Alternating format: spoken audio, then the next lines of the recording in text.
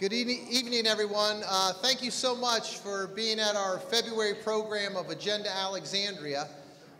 Many of you I know have been here before, but for those of you that are here for the first time, we're in our 21st year here in Alexandria discussing hot topics and issues that affect our community.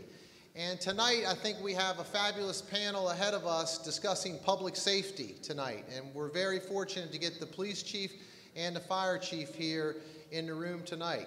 So before we get on with the program, and I'll introduce our moderator in a minute, I'd like to take a moment to ask the board members of Agenda Alexandria to please stand up and thank you for all your great work you do to keep our organization rolling.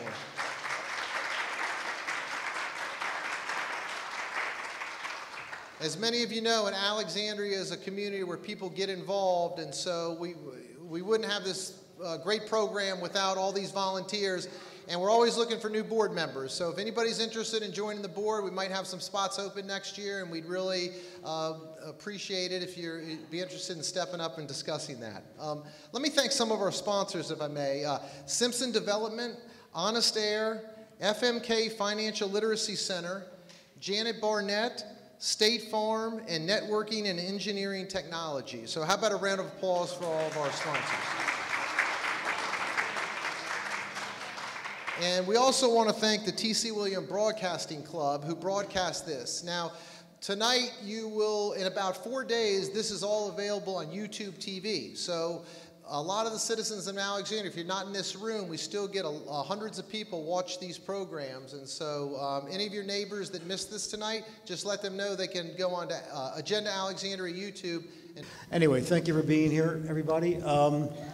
February program, we planned this program last summer after reflecting upon sort of some of the events that had happened in the past couple of years that involved our first responders. They're first responders, and they don't know what's going to happen, right? And of course, we'll remember what happened at Simpson Field in 2018. But the fact is the day-to-day work they put in on our behalf is not really understood that well by most citizens. They are not a large part of the city budget, but they're significant and an important part of the city budget, what's being spent on their protection of our well-being every day and our property. So tonight we wanted to sit down and talk about that. I can't remember, and I've been around longer than I care to admit to most of you, where we had both the fire chief and the police chief on the same stage, so to speak, talking about issues that are of concern to the citizens. So to my left, your right, is Chief Michael Brown, who joined the city in 2017, right, January? Just to his left, right, Corey Smedley was named permanent chief just last month, December 19. And you have the distinction of being the first African-American chief of our fire department, long overdue. Next to Corey is Jay Johnson. A lot of you remember Jay or know him because he's been active in Del Rey for a very long time in all kinds of capacities, including as chairman of the Traffic and Parking Board. So if you have a complaint about a stop sign, you can still blame him about it. But Jay is and has been for more than 25 years, the sort of driving force behind the city's volunteer firefighters. And lastly, on the end, is a non-Alexandrian, but we wanted to invite somebody who could bring a perspective from outside the city. Delano Reid is a 30-year veteran of law enforcement, longtime police officer in the Bronx in New York, also assistant director at the ATF dealing with weapons issues, and we're happy to have you here to be able to sort of offer an outside perspective. So you have cards on your table to write questions on. I'm sure you're going to have some. But I wanted to start out sort of on some basic issues, because how many of you here think you know everything you can know about the police department, Alexandria, or the fire department? Raise your hand if you know everything. Okay. Well, you're very brave. I'm not going to ask you to explain what you know, but let's start with Chief Brown, because I want to lay out some basics before we start into the questions. Chief, how many officers in the department? That's number one. Number two is, I don't think most people understand how the city's organized every day in terms of sectors and how many of your officers are serving at any given time in the 3 8-hour shifts that exist. So, I mean, what's the organization of the department like? Well, good evening, first of all, and it's a privilege to be here. The person that raised her hand over there, that's Ginny Abramovich. She's our volunteer coordinator, so if any of you are interested in ever being a volunteer with the police department, that's the person you want to talk to, or Richard, her husband, again, living legends of Alexandria along with Frank. So, and whenever I want to know what's happening in the police department, I go and talk to Ginny. Your police department is comprised of about 319 filled positions right now. We're authorized about 312, but we're in an overhire situation largely because starting in 2010, we lost about 45% of our staffing, and it turned over. So we were in a process of hiring, and the city gave us, or blessed with the ability to do what's called overhire. Because when you hire an officer, it takes about a year to train them, and so the overhire allows us to keep people trained. And right now, we're in an overhire situation. In other words, there's no vacancies in the police department. We're one of the few agencies in Northern Virginia that has that problem. In addition to that, we're still recruiting. We still have people that come in and hire.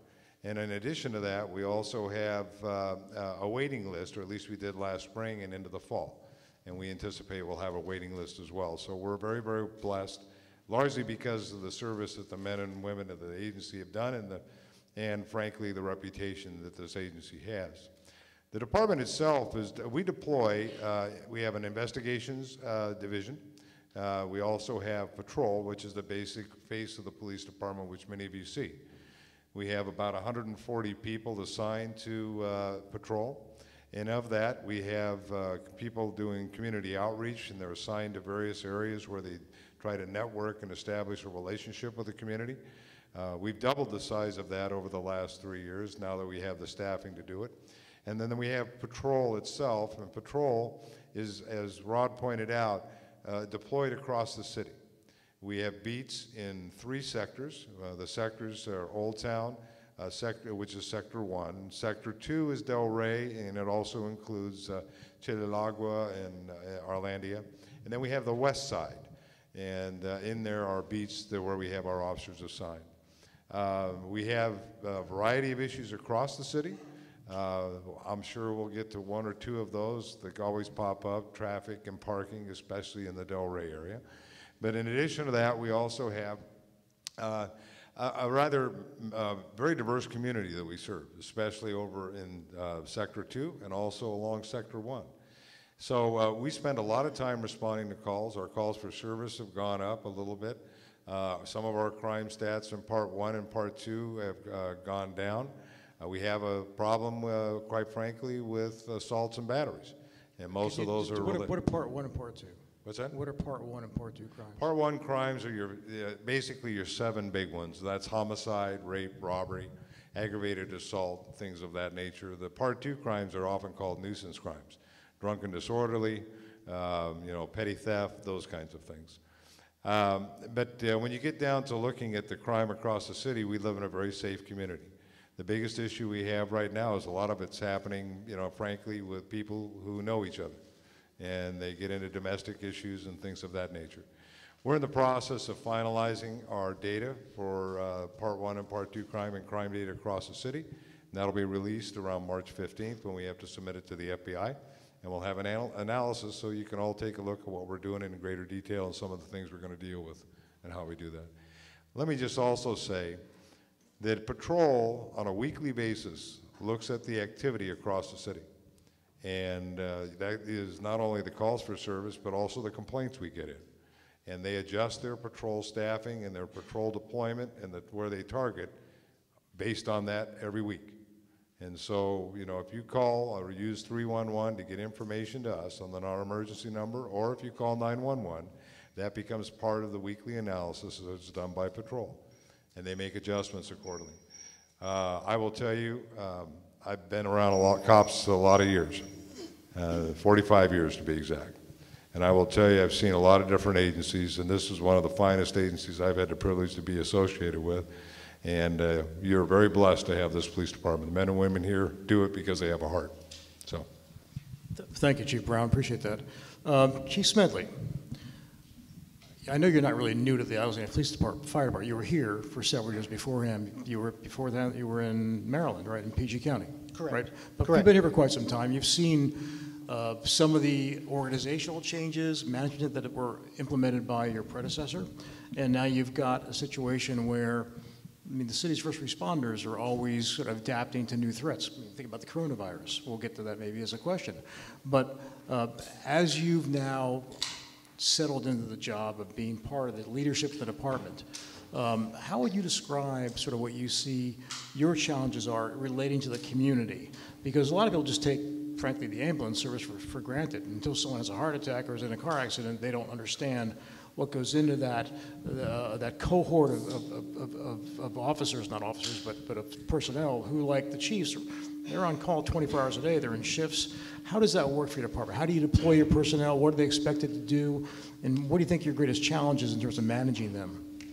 So thank you for that. So I've been in this business for 25 years, and the city of Alexandria is a diverse jurisdiction. It is only 15.6 square miles and just under 160,000 residents. Many more visitors that come into this great waterway to the historic districts, and then a lot of the economic development from shopping, commercial, restaurants, et cetera. So Alexandria sits in the heart of traversing from the south to Washington, D.C. So although we understand our jurisdiction and the culture of our jurisdiction, it changes from the morning to the night, because this is kind of a gateway to Washington, D.C. So we have to, in the fire service, be conscious of that. Our normal fire-related education, prevention, and different efforts like that have to be revisited. So one of the things that I'm looking at is really understanding what our makeup is when it changes throughout the day and throughout the season, so that we can ensure that the measures that we're putting in place to stop the call from happening is communicating to the audiences that we have to serve. So that's one thing. We're 24/7, just like the police department, and our personnel work about 2,912 hours a year. Normal business hours for work years, 2,080. So we're working 900 more hours. So when you're looking at customer service and the fatigue factor, we have to look at ways to help with the quality of life of our personnel, so that all the different traumas that they encounter that's compounded doesn't impact them at home, them at work, which impacts the community that we serve. Give an example of what you're talking about. You're talking about 900 more hours. That must be collectively over the course of the force, right? Of the year. Yeah, so the year. each person, we have just under 300 personnel in the fire department. We have 3 shifts, A, B, and C shift. Each of those shifts, our minimum staffing is 70 personnel on each of those shifts. Each person works 2,912 hours a year. So when you look at the normal work hours of a business situation, that's 2,080. So that's where I'm talking about each individual works an additional 900 more hours. You compound that with a lot of the physical activity, going into what we call IDLH, which is immediate to danger life and health atmospheres, fires, traumas, et cetera. That has an impact on our workforce, which inherently has an impact on our community, because those are the same people that's going out continuously trying to assist you. So my effort is to do things so we don't have to come, to educate you, to partner with you, just like tonight, so that we can get ahead and be proactive and not reactive in our fire service. Okay, thank you, Chief, laying the groundwork on that. Jay, I know a little bit, but only a very little bit, about the group you've been involved in for a very long time. I know that you haven't been around long enough to be here since the founding of the volunteers, but I know the volunteers have been a fixture of Alexandria for a long time, maybe dating back to the 19th century. Yeah, 1774. Okay, well, longer than that. So you definitely weren't here.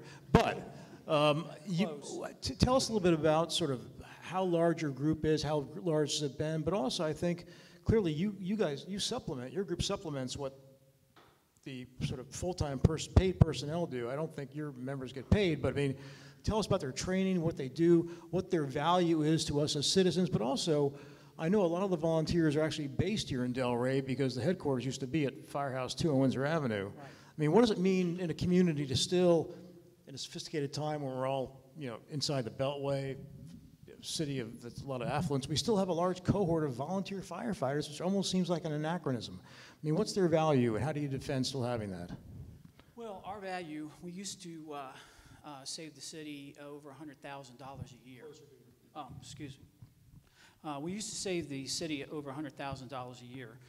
We have 4 different classes of volunteers. We have a Class A that is a firefighter EMT, a Class B that's just a firefighter.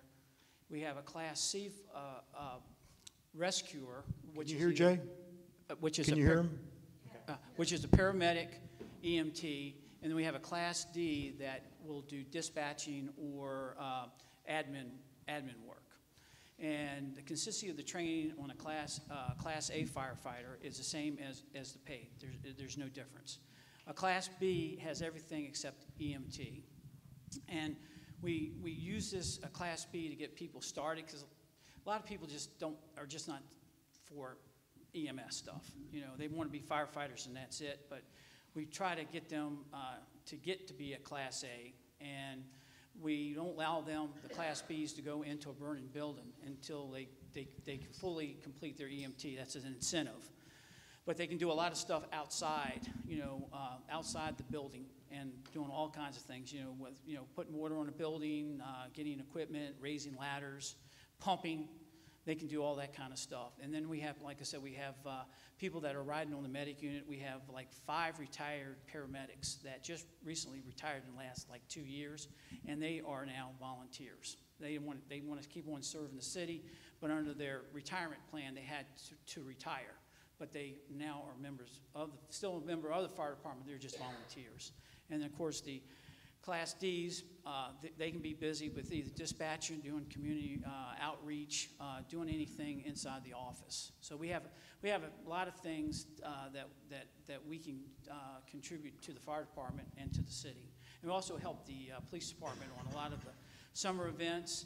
We used to help the police on DWI checkpoints. We used to provide canteen services with them. We have a canteen unit. We also provided EMS just in case a person that was arrested for warrants or whatever and did not want to go to jail said, oh, I got a problem. I mean, I'm having a heart attack or whatever. We would be there to make sure that they weren't having a heart attack and make sure that they could go to jail, and stuff. Because a lot of times they'll do anything not to go to jail, okay? So we provided that. And we provide a lot of stuff, like I said, events where we help with the turkey trot. We help with the birthday celebration and all those type of things. So that's a lot of things we do. And we, like I said, we normally save the city when we're fully operational, in a year, we save over $100,000 in value to the city. So what else? We'll get to what else, but thanks, Jay. Okay.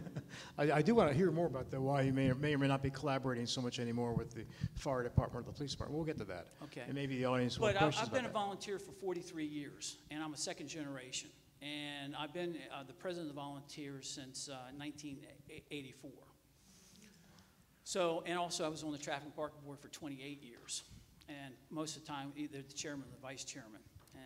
And the reason why I was put on the traffic park board was people didn't understand that what a fire truck can do and what it can't do. And a lot of times people say, oh, I want this on this street, I want this. And fire trucks or medic units just can't do that. So the council asked me if I could be on the traffic parking board to represent the fire department so I could be an advocate and a voice to the fire department to make sure that, that the fire department can do their job. Because a lot of things out there that people just don't think about. And so I'm there to make sure that they understand why we can't do this or, But I retired on that. And but anyway, I do help the traffic park board. They'll call me and ask me what questions do I need to ask the fire department when something comes up? So I'm still in contact with the Traffic and Parking Board. Thanks, Jay. Appreciate it. Delano, sorry you're last on the panel, but that doesn't mean you're the least important. So you've come from a whole different experience than, frankly, what amounts to a small town of relative affluence with, as the chief described, kind of sort of category 2 kind of crimes, right, nuisance crimes. But, of course, any jurisdiction, that can change in a heartbeat because of any incident that can occur. And you probably heard about our shooting here a couple years ago, some Congress people were shot. So given your experience in the Bronx and at the ATF, I'm sure you had a lot of community, we talked on the phone beforehand about community relations. I mean, looking as an outsider, and I think clearly we do have good community relations through your department, but are there certain things to be aware of in a city like ours, particularly as demographics change so quickly as they have in the past 10 or 20 years? And the second question I'd like you to talk about, if not now, later, since you do have experience at ATF, and I'll get to talk to the chief about this too. We have a gun issue in Virginia. We have people now walking around our farmers market in Old Town, openly carrying AK-47s and assault rifles. Virginia law allows that now. They may not in another month or two, but you've had experience in ATF about sort of the threat that could be posed by people just by sort of exercising their Second Amendment rights. But in terms of both those issues, we can ask them both briefly. What are the things, the advice or your observations about how we do our policing versus what you experience in the Bronx, which is a much tougher place, but also just briefly in terms of firearms, safety and firearms awareness, how do police balance the constitutional rights of people who want to bear arms with those of other people who are alarmed by seeing that in public? Certainly. Thanks, and good evening, everyone. Certainly coming from a city like New York where there's 8 million stories on any given day, certainly we had 2-man police car patrol, and that's what you'll get in a high, dense populated city, as opposed to the chief may have maybe 1-man patrol or 1-partner patrol for this area. So certainly the amount of folks that you are policing is where you would look to put your resources depending upon the class of the crime. As well, if you have, there's certain vicinities that we police, you'll get some diplomats, you'll get some high-end residents. Certainly that requires a different type of policing than an area where we're constantly responding to firearms crimes and larcenies and things of that nature. So we'll adjust our policing methods according to the area. We also come across language barriers as demographics of a community changes. Sometimes so does we encounter those difficulties in engaging through language. So we'll assign officers to those districts, to those precincts, to help alleviate those situations. Concerning firearms, looking at it from the standpoint of New York being a market state, which is where the firearms end up. I've also had the opportunity to work in Florida, the source states where the guns come from and end up in New York. So it depends upon the type of area that you're working. In New York, we will work the tail end of a firearms trafficking investigation in ATF. In Florida, you work the beginning as to who is the person who is illegally putting the firearm on the street. And in New York, you work it from the fact that this person was recovered with illegally possessing a firearm. Thanks, that was helpful. Once again, if you have questions you want to ask the panel, someone's got to collect them from the board and bring them on up here so I can read them and sort of digest those.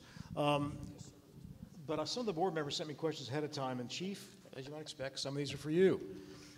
There has been a lot of discussion since the 2016 election about the role of local law enforcement or the pressure on local law enforcement to have to sort of knuckle under to pressure from the federal government to deal with potential illegal immigrants after they commit crimes. And so a couple of my colleagues on the board asked me to ask you to clarify sort of how does your department view demands by ICE that you sort of collaborate on identifying people, and is that sort of a hindrance in terms of law enforcement's ability to get sort of real-time knowledge and intelligence of the community about what's really going on in terms of the kind of even class 2 crimes you talk about. Are people cowed by the idea that if they talk to you, they may also be asked about their citizenship? That's a really good question. When I first got here in 2017, there was a great deal of concern in parts of our community about whether or not the police department was engaged in immigration enforcement. Immigration enforcement is a civil federal law. It's not a federal criminal law. And we, as police officers in the Commonwealth of Virginia, are not empowered, do not have the authority to enforce that law. The only issue that comes up in this is there is a federal law that says that the sheriff, if he has a legitimate custody person, has to notify ICE for the purposes of a detainer if they so desire to issue one. But for us, we don't get involved in that. Now, we do work with ICE on criminal stuff. For example, they are the lead dog, if you will, the lead agency in dealing with human trafficking across the United States. And so when we have a federal warrant from the FBI or from that task force or whatever else, we will enforce those laws. But again, it's not immigration, it's criminal activity. And so there's a distinction that we have, and so we are in a different position than some of our colleagues, law enforcement-oriented colleagues in other parts of the country, because we do not have the authority to enforce it. So in some respects, it gives us a little bit of distance away from that issue, but the problem is in the perception. So when this came out in 2017, Sheriff Lawhorn and I went and visited the communities across the city that were going to be impacted or had this perception. In fact, I remember going out one night on the way home, took a detour through Chili Lagua, and there was nobody on the street. And anyone who knows that area knows that that's not right. So we spent an awful lot of time out there working with the communities, both Dana and myself, as well as our officers, to reassure them that we are here for you. The last thing I want to do is have somebody who needs a police officer be afraid of using 911 when they need it, because that usually doesn't have a good outcome. As far as I'm concerned, and as far as our departmental policy is, we are more concerned about making sure that the public has the services they need so that they can be safe and be protected in this community. And that's our policy, and that's how we do business. In fact, we're prohibited in our policy from enforcing immigration law because we don't have the legal authority in the Commonwealth to do that. What's interesting, I'll tell you a side story. In one of our discussions, Dana and I were out for about 3 hours with one group, and at the end, there was a story that a gentleman put together and said that, oh, I'm sure it was one of your folks that were out there because the guy who came and knocked on the door was wearing a gray shirt. Now, this happened about 3 years before. We were able to actually find out about that incident. It was an ICE agent who was wearing a gray shirt. It was not an APD officer. So again, it's something we have to be on top of. We are always communicating in that way with the community. And what helps us with that is building relationships. It was kind of mentioned earlier about the importance of relationships, and in policing, that's huge. We are a 21st century policing agency. We adopted the commission, the task force's recommendations, all the ones that apply to us, except for one, which is body-worn cameras, only because of a fiscal implication, but that may be subject to change a little bit in the near future. But what we do is we try to establish relationships up front with all of our communities. We don't want people to be afraid of the police. If you have a reason to be afraid of the police, we hope it's not because of us. It's because you just are frightened of the police. There are a few people in the community like that. But that doesn't mean we just give everybody a pass. That's why we make traffic stops, including me. But what we do is we report on our activity. We report on our use of force to the Executive Board of the Human Rights Commission twice a year. We provide reports on our traffic enforcement, in other words, traffic stops, using a model that was developed independently by George Mason University, and we publish it every year.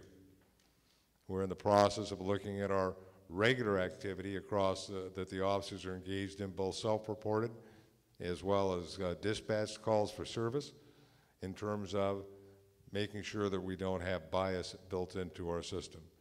And the one that's most interesting is we asked George Mason University's Center for Evidence-Based Policing, or Evidence-Based Crime Policy, to analyze our beats. Our beats have not been analyzed in decades. And what we looked at over a 20-year period is how our beats have changed, which speaks to what Rod was mentioning in the dynamics in our community and how it's changed, especially over the last 10 years. Crime has changed. The demographics of our communities have changed. We make assumptions based upon our experience in the back, and frankly, those assumptions may be very wrong. We have a lot of, especially on the West End, a lot of changes that have taken place in localized communities. We have an immigrant population that's in there in various ways that you would not imagine. And we're taking a lot of efforts to try and reach out to them by, walking, getting out of the car, saying hi to people, partnering with NOVA. We did a Dia del Nino event in September. We're going to do it again, where we reached out to the community so they can come and be aware of the city services that are provided, not just by the police department, but by the entire city. Those are the kinds of things that build a little bit of trust within a relationship. And when you think of the 21st century policing program, and I invite you to look at our plan, it's on the website. When you look at that, there are 6 pillars. The first 5 all talk about building trust with the community. And that doesn't mean you satisfy everybody, but you build trust with the community. So they know that you're going to be fair, objective, impartial, and treat people with respect. The 6th pillar deals with basically officer wellness. To Corey's point, we don't want officers going out there that aren't mentally and physically fit to do the job, because that's not going to help them, and it's not going to help the community we serve. So we are addressing all those issues in our plan. And again, I invite you to look at our website, and you'll see that there. Chief Brown, I want to stay with you and play off the remarks of Mr. Reid about his experience at ATF and how people react to firearms.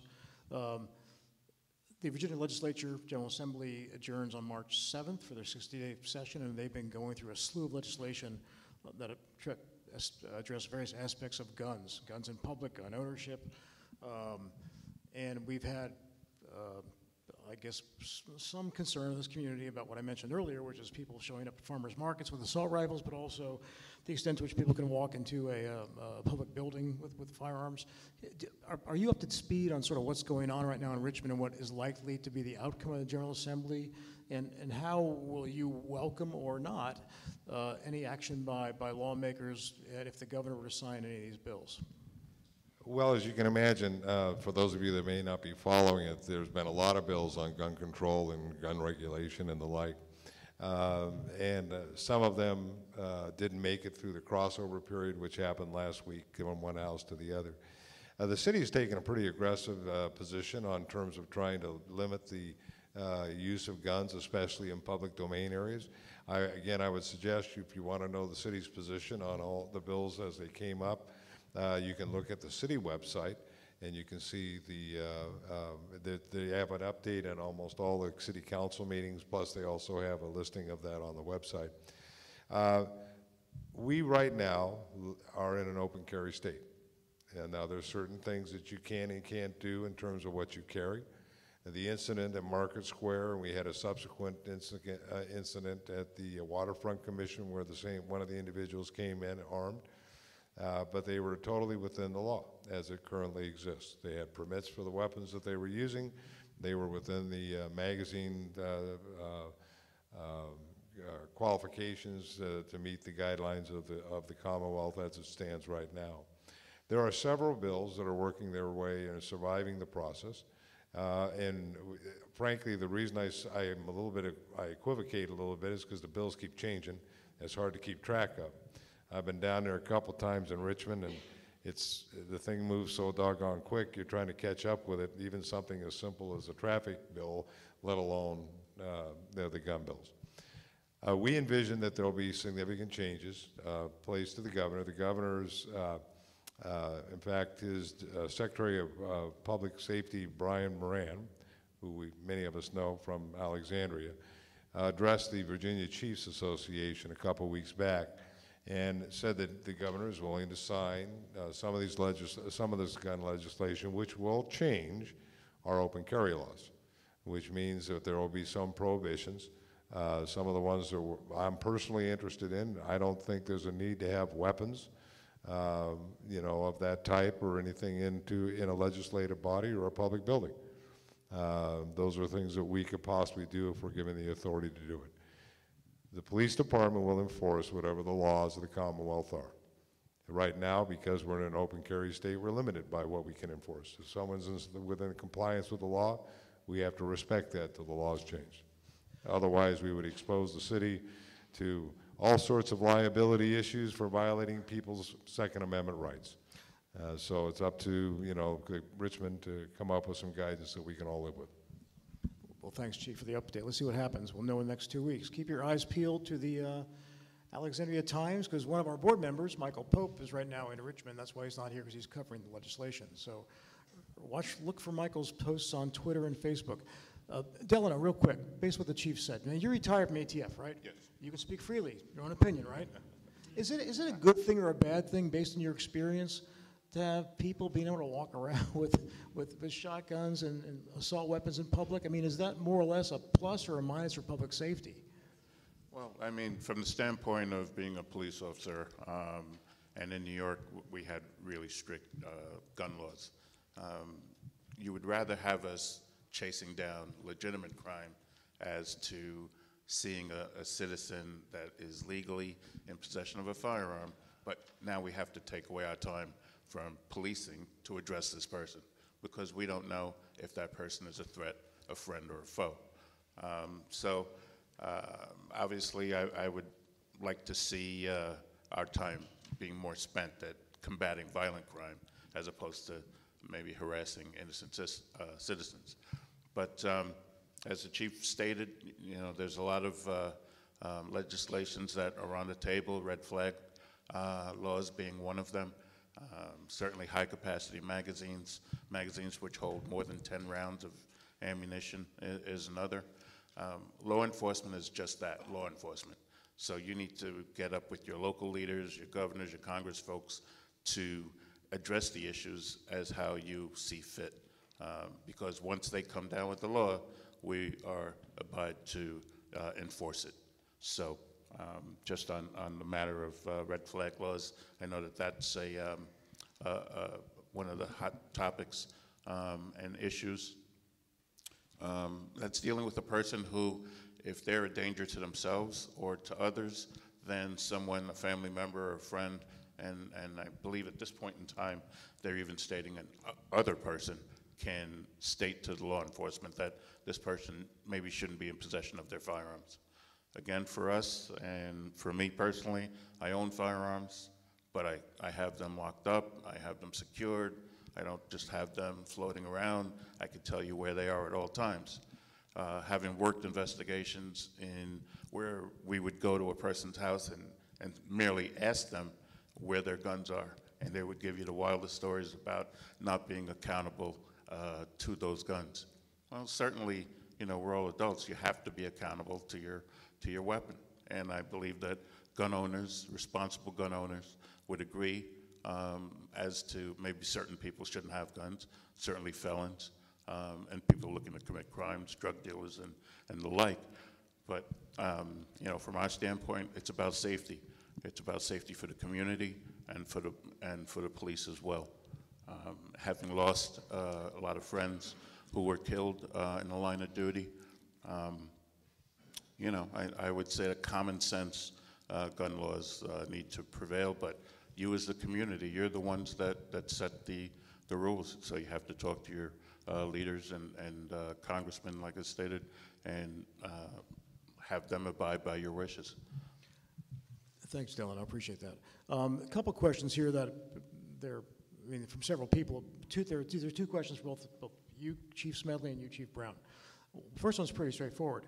Out of your population of officers, how many are bilingual or multilingual? That's the first question. The second question is, do most of your officers of firefighters already live in the area, or are they applying from outside the DMV?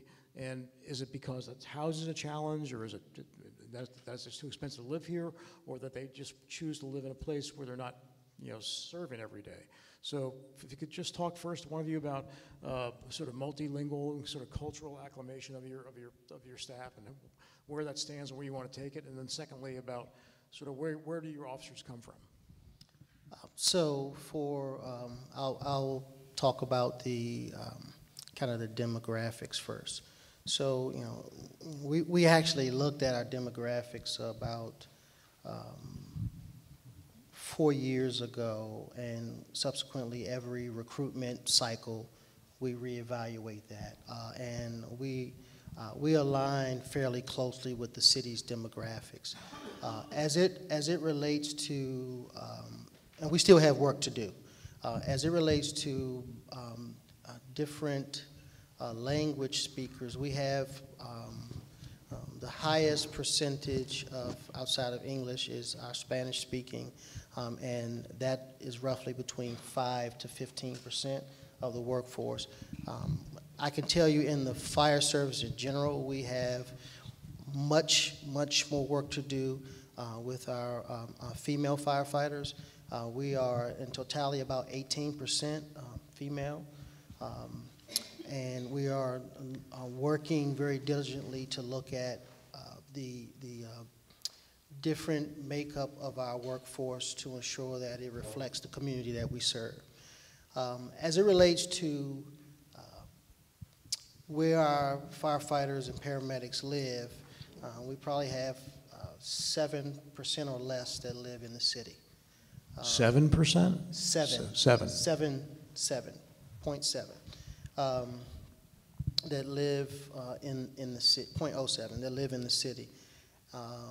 It's just what, from a public servant, public safety standpoint, public service standpoint, it's, this is, as you said, a very affluent community, and we're quite often priced out of the area.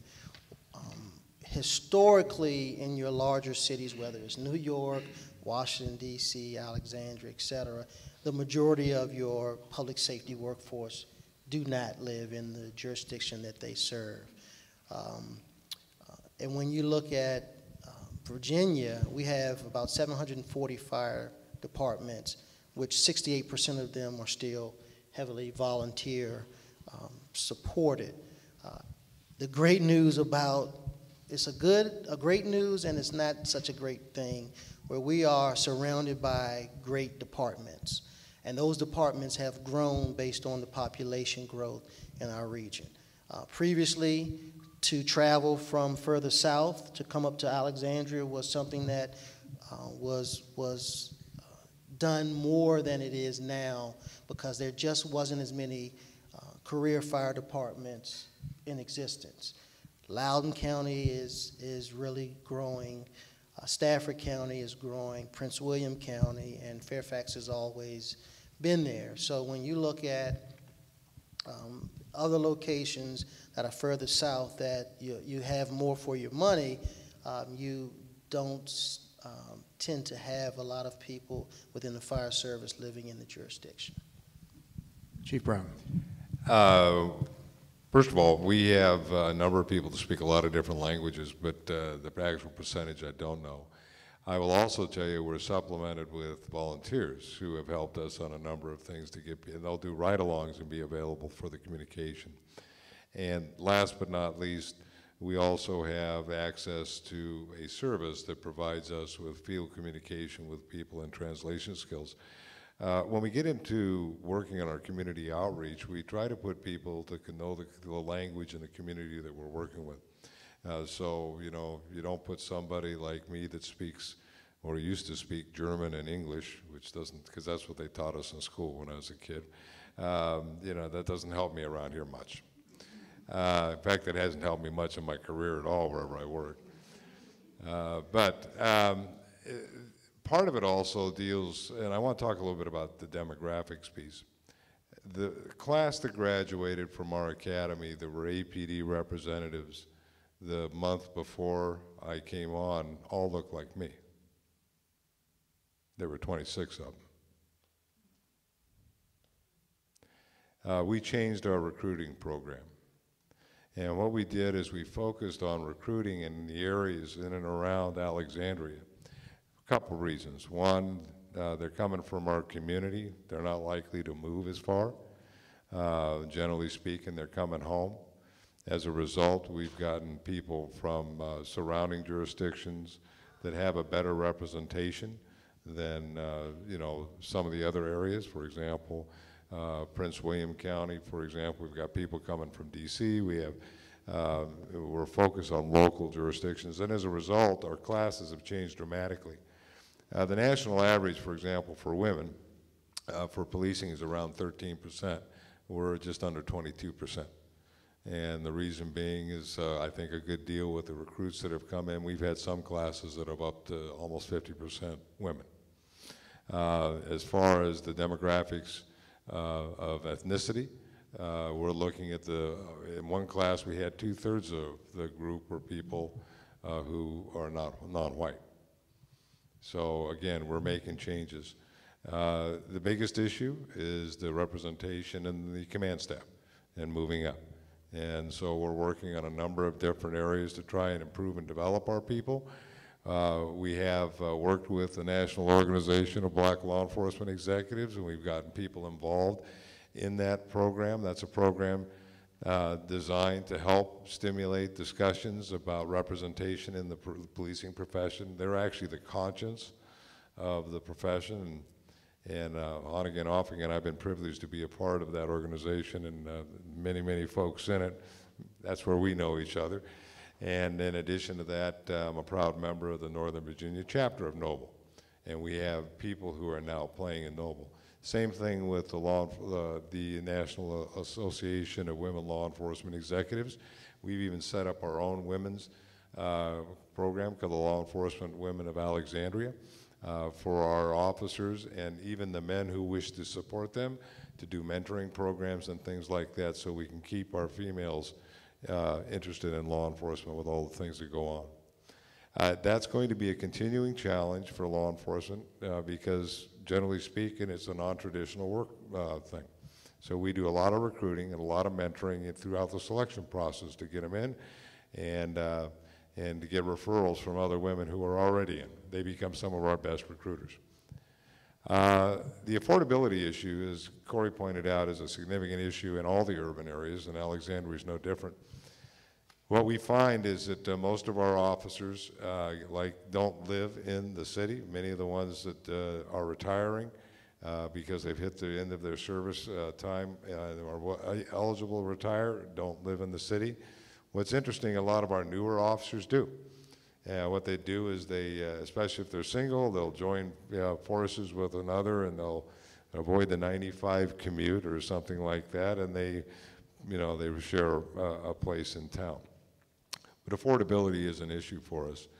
I'm pleased to announce and discuss the city manager's proposed budget for 2021, and in the budget, there is an effort to restore a program that used to exist which encouraged home ownership within the city for employees.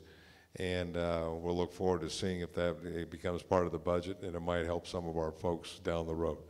But that is going to be a prevailing problem, not only for us, but for jurisdictions across the country where it's very expensive to live. And we just have to deal with that to get good qualified people up here. Another reason to recruit locally, because they're already here.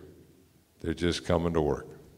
So, thanks, Chief. Jay and Delano, I'm not ignoring you, but as you can imagine, we have the two chiefs here for the first time, and a number of questions have been asked about two related things, and they both have to do to the extent to which your departments are consulted in a serious way when the city wants to do one of two things: either approve large developments, which bring in buildings, people, residents, whatever. And of course, we all lived through the road diet recently, where there were some exchanges of emails revealed through Freedom of Information Act requests that showed actually there were some concerns on the part of first responders about that change in Seminary Road. I know when the city does things, they're always sort of checking off the checklist. They got to check with the police department, the fire department. But do you feel you're really is the mayor here? Anybody? I guess? Okay. Are you really being paid attention to the extent you want to be so that after the fact, it doesn't come out that, my God, there were emails from the fire department saying to the city, whoa, don't do that. Or because every time we incur costs through new development or changes in traffic patterns or mass transit, it somehow, doesn't it affect your operations? And how do you both feel about the extent to which you're being taken seriously as a first responder, essentially, to city plans in those regards? It's up to you. I'll flip a coin, guys.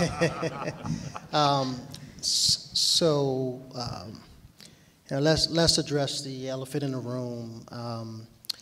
So I took over as acting July 3rd of 2019. Prior to my predecessor leaving, we received an email around the June timeframe to reopen the discussion about the road diet, the Complete Street program. What I quickly found out in my position is you have to ensure that people are clear on how information flows into your department and outside of your department, right? So we all have various people in different divisions out of the department that gain relationships from being here for so many years.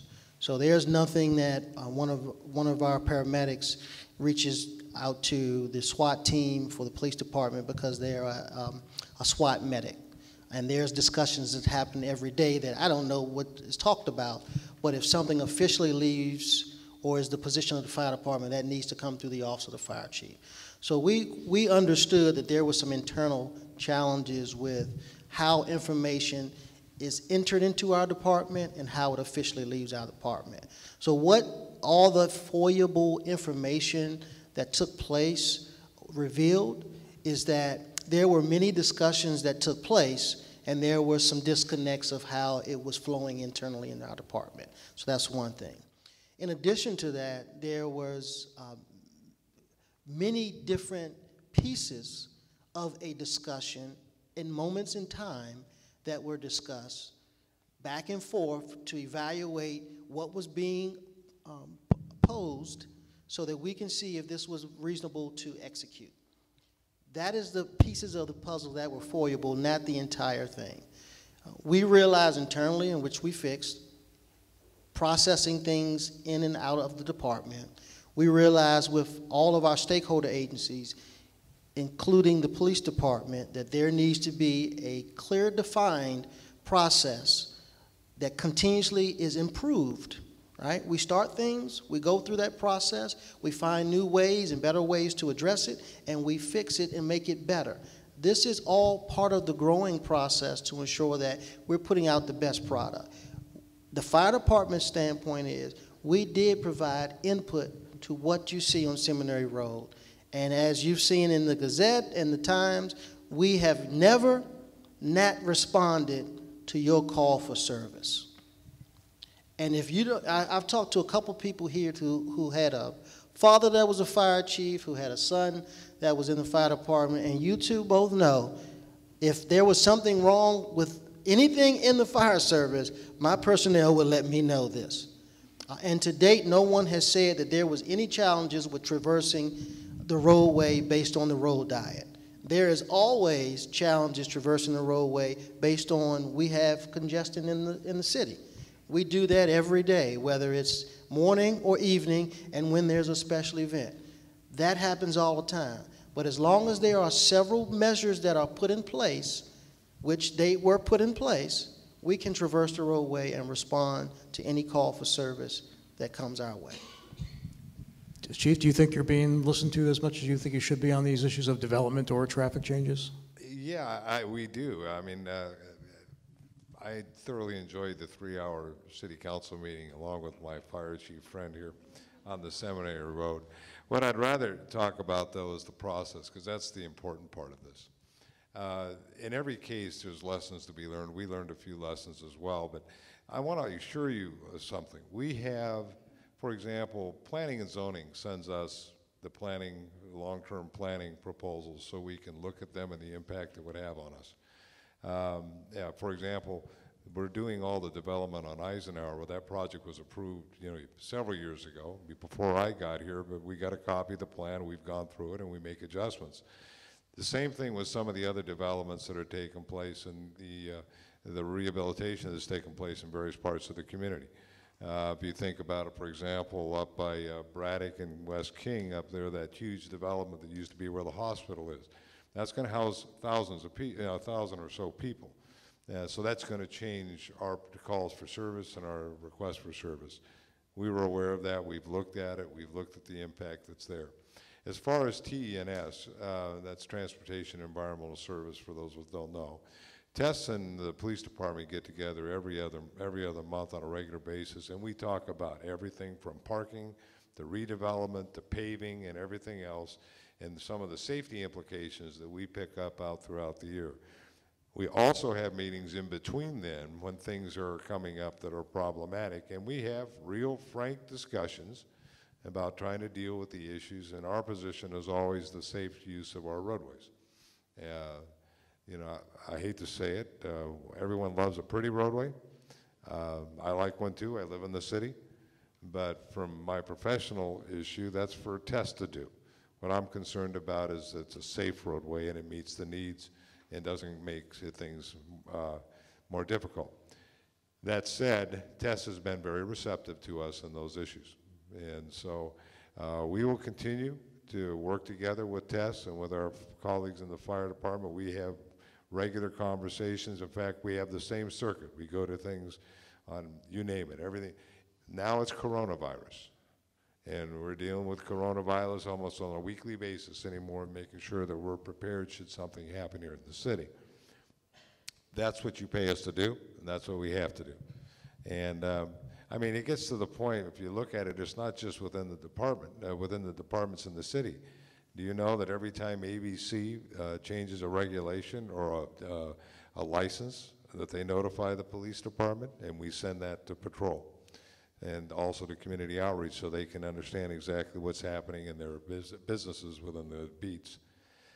This is going to be a challenge for the city going forward because, as many of you have seen, we're not building laterally, we're building vertically. And so for us, we have to think in terms of 3 dimensions, because if you look at a multi-story dwelling, you know, multi-family dwelling, and you spread that out in a 2-dimensional sense, it could be 20 or 30 blocks, depending on how big that building is. And those are potential calls for service for us. So we are looking at different ways to budget. An example of the one we're looking at is the model that was used up in Tyson's Corner by Fairfax County. Those are the kinds of things that we're trying to explore to stay ahead of the game. And again, what's been very helpful for us is the work that's been done by some of the other departments and what they've shared with us. Thank you, Chief. Delano, this came in for you. This speaks to your experience with the National Organization of Black Law Enforcement Executives. How has the Black Lives Matter movement made it more difficult or more challenging for managers in law enforcement who have to be African American to be able to enforce the law in a perceived fair way? Does that make sense? Yeah, certainly. I am the vice president of the Noble DC Metropolitan Chapter, and I've had vast experiences in working with crowd controls and things of that nature. So when you're talking about Black Lives Matter, Noble is engaged in that. We're at the forefront in that. We are members of the community. We all don't wear uniforms 24/7. So when we take off our uniforms, certainly we live in the community and we're involved and engaged in the community. We ensure that there's equity in the administration of justice, and we provide public service to all communities, not just communities of color. So we engage with the folks who, and we're at the front table with folks who have issues with law enforcement. That's the only way that you can help to break down some of the barriers, some of the stereotypes, some of the misconceptions that go on during demonstrations. I mean, as the Chief stated, partnerships are a major part of what goes on within law enforcement, but it's also partnership with the community as well. Noble does an excellent outreach program. It's called The Law in Your Community. It's training that we put out there that really helps the community to know best practices on engaging with law enforcement, be it a car stop, being a personal confrontation on the street, or being within the residence.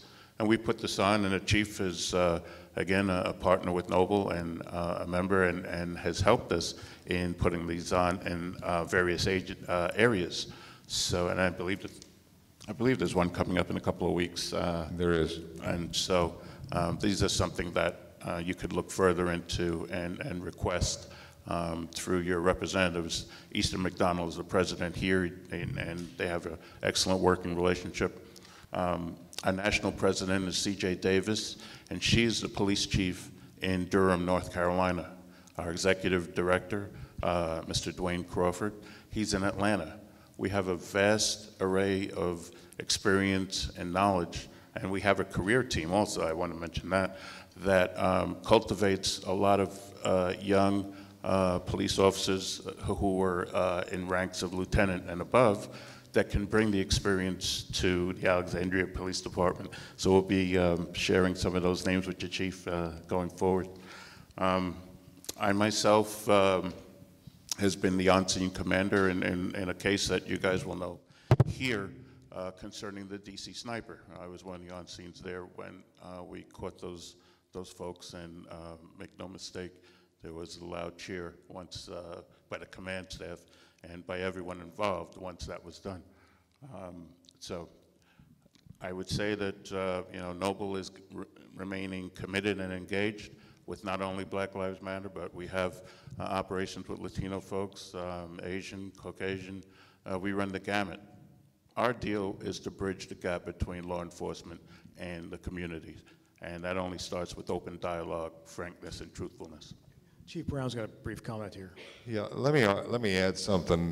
Many of you may not know the history of Noble, and Noble was created 50 years ago out of the 70s by individuals who really were very interested in trying to improve the conscious and awareness of law enforcement. And over the years, Noble has been recognized in the profession as the conscience of law enforcement. They call it as they see it. I first became aware of Noble and its history through a mentor of mine, Bill Kelly, who was one of the founders with the Highway Patrol in California. And Bill taught me the value of Noble, and over the years I've been able to be a member or work with Noble on a number of things. And they are indeed a very valuable asset, not just for the African American community, but for all communities. And I've seen them do that in Los Angeles. I've seen them do that in other parts of California. I've seen them do it back here. And so we're very privileged to have such a robust Noble presence in the National Capital Region. And we're very privileged to have the opportunity to partner with them. Thank you, Chief. Likewise. This one's for Jay Johnson and Chief Smedley, I guess, in any order you want to go to. It's really more about, well, this is in the news today. I mean, what is the action plan to mitigate the spread of the coronavirus or any other kind of pandemic? I mean, are the volunteers trained as well as the in-house sort of full-time staff to deal with contagious diseases? I mean, is that something that you guys train for? I mean, what happens, for example, if there's an outbreak in Alexandria? Do you guys have a role in that? So when you look at specific infections or viruses, the fire service handles things based on the type of spread, and we're not scientists, so we don't have a specific approach to each particular case that comes about. We have a strategy to, one, stop the spread, two, address the sicknesses that we're dealing with, three, get them to the appropriate care, and then also provide insight and communication to our partners. For example, health department, our regional partners from the regional hospital system, the emergency management offices, our communicators, who in turn will get information to the CDC. So part of that is ensuring that we understand the type of situation that we're facing. We understand the best practices to address that. We ensure that we provide insight to our our first responders and our stakeholder agencies on the proper course of action to take. We also work with our Department of Emergency Communications, who is that catch-all or that repository of the majority of ways that we get contacted. So they have the insight, they're fielding those questions, and they are providing insight so that the system won't get overwhelmed, because it can get overwhelmed very quickly. So there are things to look at to ensure we have the proper understanding of what we're dealing with, the proper equipment, and communicating with our stakeholder agencies to ensure that we can address whatever situation that comes by. Thank you, Chief Brown. And then we're going to go to kind of a lightning round. I've got a whole lot of questions here I want to get to before we're done in 15 minutes. The coronavirus, I do want to talk a little bit about the coronavirus, only because that's of some concern for a variety of reasons. It's all over the media and everyone's worried about anyone who coughs or sneezes around them. We are in the process, and I say that now because I was sick for about 2 weeks, but it wasn't the virus, okay? It just was a real bad cold. That said, we're meeting seriously about this issue. The lead on this for us is the Virginia Department of Health, Dr. Stephen Herring. We have been working with him. The fire department's there, the police department's there. We're all talking about how do we deal with this on a minimal scale when there's things like quarantine, and then more on a significant scale if we have to go into isolation. We've been working with the city attorney's office to make sure that we have all the proper things in place for legal authority to do things that we need to do to keep people in isolation or quarantine if they don't want to do it voluntarily. We're also having meetings to discuss what do we do if we have a mass situation where we have to isolate or quarantine large segments of our community. Those conversations are taking place. They've been taking place every week for the last several months. And they will continue until we get this done. And every time we have a meeting, we think of something else we've got to do. But that's part of what you do for planning for these. Right now, we do not have that issue. We hope that we don't have that issue in this city, but we're making every effort to try and do that, and also to protect our first responders and our medical technicians across the city, because if we get into that situation, we're going to have to keep them healthy so that we can continue to operate. But the city's been fully engaged in the planning efforts, and these are not just, we're actually looking at doing exercises and things like that to test some of those things. But we're keeping our fingers crossed and saying our prayers that we don't have a situation involving that virus here in the city. And so, just real quick, so my former position in Alexandria was the emergency manager. So this is rising to the level of everyone's attention because of the capacity that could happen across the world. But these kind of things, from a planning standpoint, happens on a regular basis, right? So this is not something that we had to quickly figure something out, come together and make a plan. The plan exists. As the Chief Brown stated, we've had a tabletop exercise. We're doing more exercises, not only in the city, but with our regional partners. Obviously, the school system is a significant part of that process. Our Parks and Rec is another significant part of that process. In case we have to open up a shelter or a center, there are many things behind the scenes that take place. And when something like this happens, it's not as if we have to create something. It already exists. We just have to ensure that we understand what we're dealing with and that we are putting everything in place and posturing correctly so we can be proactive and not reactive. Okay. Thank you, Chief.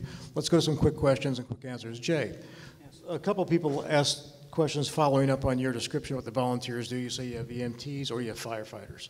And I know that we've talked in the past about the unhappiness your cohort of volunteers had with the previous administration, where they tried to make everybody into both a fireman and an EMT, and what the result of that was.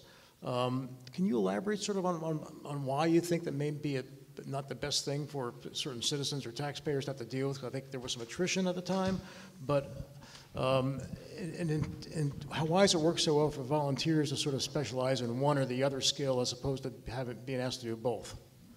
Well, for many years, you had sole fighter, a firefighter, EMT, and a medic. And with the medics, they're constantly training on medic procedures, because they're constantly, their training is ongoing, always new protocols from the hospital or whatever. And then you have the firefighters, and they have their training. And as a taxpayer, and I'm speaking as a taxpayer, I'm not speaking for the fire department, okay, but I'm speaking, I think you should be a firefighter, EMT, and I think you should be a paramedic, and that's it. Because it's just too much training. It's just way too much training to absorb when you're both a firefighter and a medic, especially in the street. And also, medics are constantly on the road all the time, on calls constantly. And there's more medic calls than there are fire calls. And there's more BLS calls than they are ALS calls. So the medic units are constantly going. What's BLS versus ALS? It's basic life support, and ALS is advanced, which is your heart attacks or trauma patients like shootings or stabbings and stuff like that. And I believe that you should be a sole provider, because you just can't one day be a firefighter and the next day be a paramedic. To me, it just doesn't work. And I'd rather have a full blast. I'd rather have a full-time medic coming to my house than a half one, and that's just me. Okay, so I know. And I believe that the chief here are looking at all those avenues. Okay. What works for Fairfax County may not work for us in the city, and what works for us may not work for Fairfax County. So we need to, I think he's going to look at the different scenarios and see whether or not we can do a better job on improving both firefighting and Chief Smedley, does Jay have is he reading you right on this? So I'm a proponent of defining the problem prior to going down the road for the solution. So what I know that's happened since 2014 is in the Alexandria Fire Department, we went to a dual role provider process, and that's what Jay is alluding to. So previously, we were single role medics, paramedics, and or firefighter, basic EMTs, emergency medical technicians.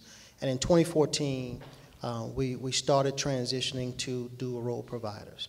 So previously, and I haven't done this in a while since I've left my former jurisdiction, I was both.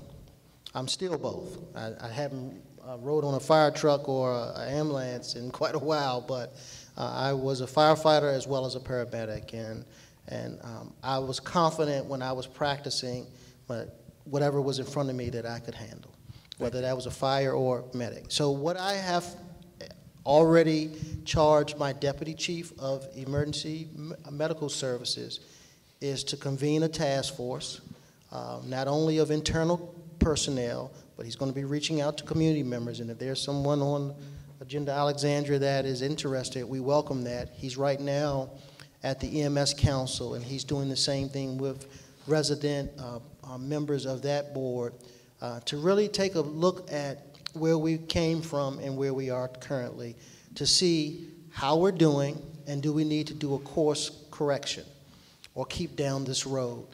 So I can't answer that question until I do the due diligence of evaluating where we are and where we say we wanted to be.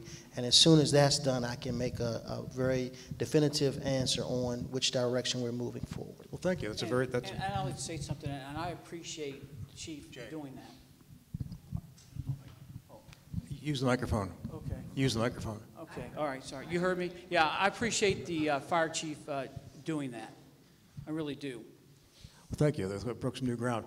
You know, there are lots of questions I didn't get to ask, and I wish I did have time, but we always promise to get you out by 8:30 so you can go home and enjoy the rest of your evening. There are two last questions that have come up that both go to you, Chief Brown. One is something we talked about, and some people have asked about, which is body cameras. But the other one is pretty simple. It looks as if Virginia's about to decriminalize marijuana. How do you feel about that? Is that going to... Well, I spent 34 years in a state that did that some time ago, so the law enforcement community is empowered to enforce the law, and the responsibility we have is to enforce the law. And so if we decriminalize marijuana, we'll enforce it in accordance with the laws of the Commonwealth of Virginia.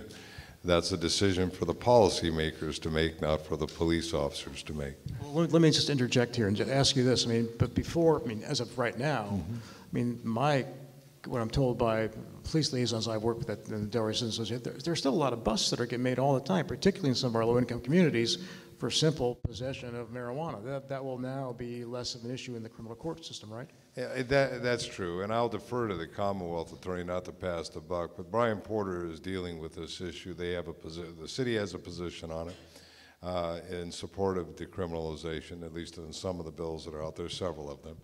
Again, for the police department, the decriminalization really is an impact more often on the court system and the criminal history of the individual.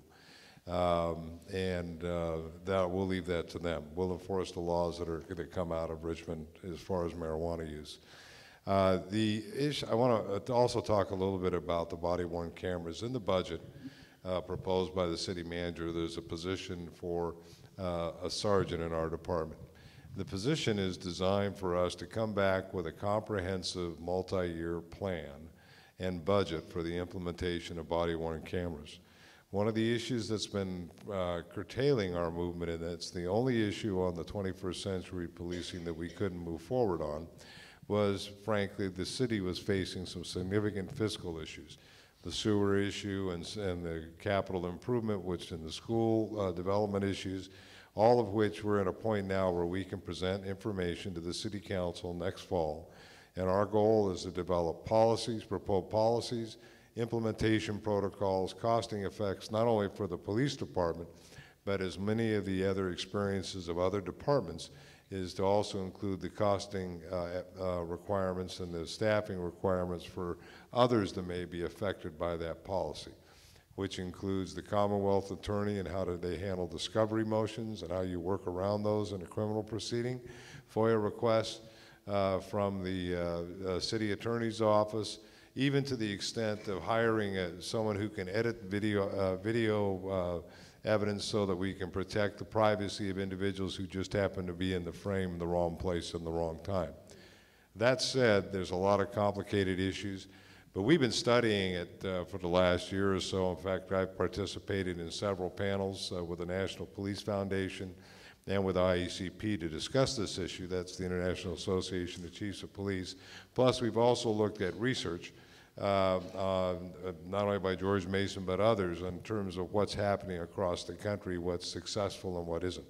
Our goal is to front load that position, get somebody working on this rather quickly so that we can have something for the City Council to evaluate in the next fall for the 2022 budget cycle, and move forward.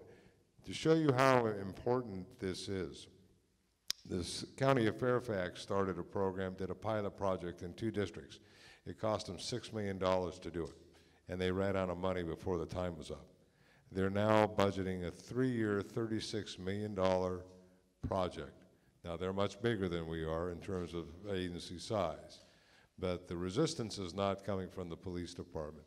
Most of our officers want the body cameras because it legitimizes, in many cases, their interactions with the public.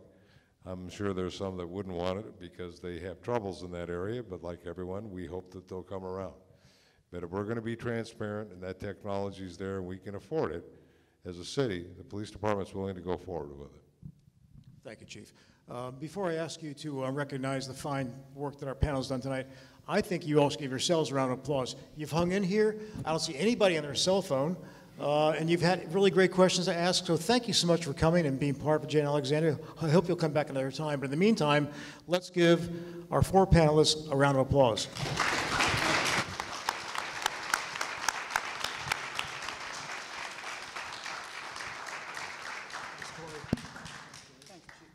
I think everybody in the room got a lot out of it, and also everybody who's going to be watching this on the YouTube video. And Rod, thank you for doing a great job moderating. Let's hear it for Rod. Thank you. So Our next program is going to be 4 weeks tonight. It's going to be Old Blight, New Progress, Transformational Changes in North Old Town. So that's going to be on March 23rd. The flyer's on your table. We're still going to determine the location, so please just check into the website, and we hope all of you will be back here in 4 weeks. And